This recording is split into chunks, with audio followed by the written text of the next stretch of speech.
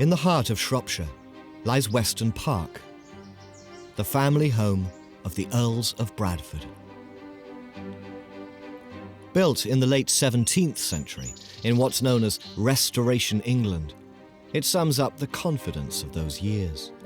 The perfect proportions, the symmetry of the design. We've moved on clearly from the higgledy-piggledy style of Tudor architecture, all those funny angles and half-timbered walls.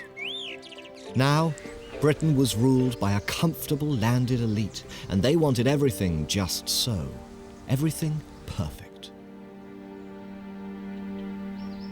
To be honest, I'm not a great fan of this period of history.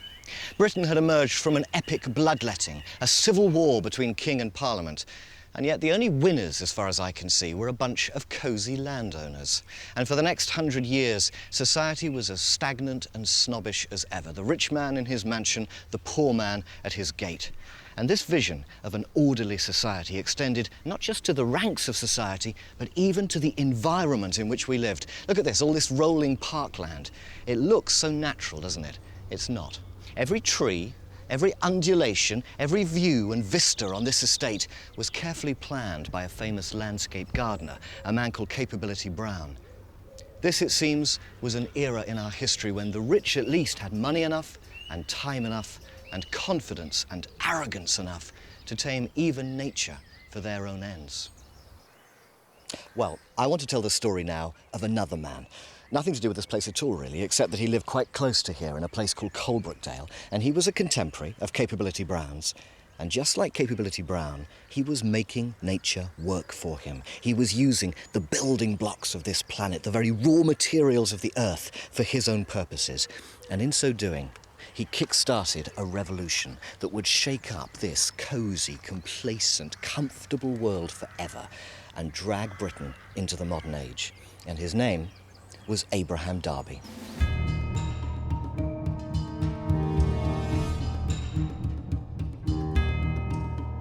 Coalbrookdale lies just 10 miles south of Weston Park, in the Iron Bridge Gorge, famous not just for its magnificent iron bridge, but as the birthplace of industry itself, the cradle of what's now called the Industrial Revolution.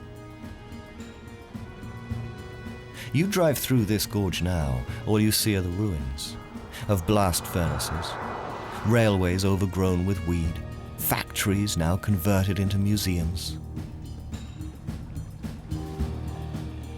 Back in the late 18th century, though, witnesses talked in wonder of Coalbrookdale as a grim and fantastical glimpse of hell on earth, the night sky burning with the fiery glow of the furnaces.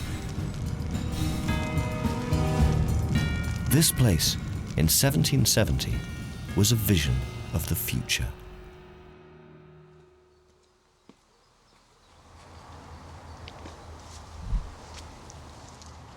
I'm in an old Quaker burial ground above the village of Coalbrookdale, the final resting place of Abraham Darby and his family.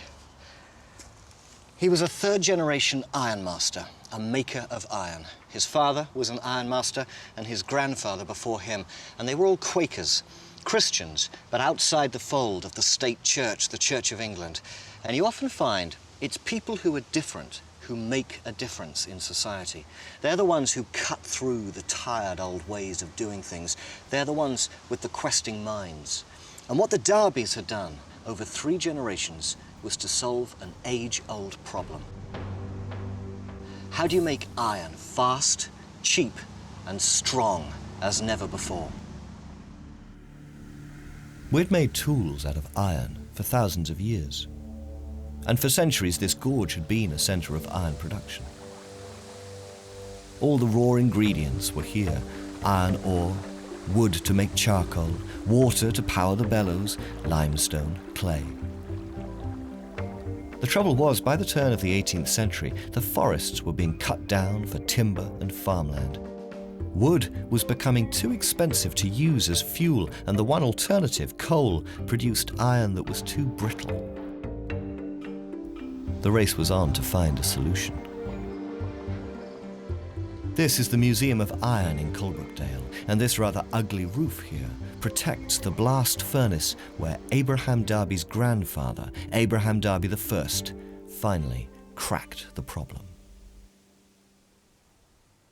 Now, it's all pretty technical, but basically what Abraham Darby realized was that it was the sulfur in the coal that was weakening the iron. And so he tried smelting iron using coke, a kind of low-sulfur coal.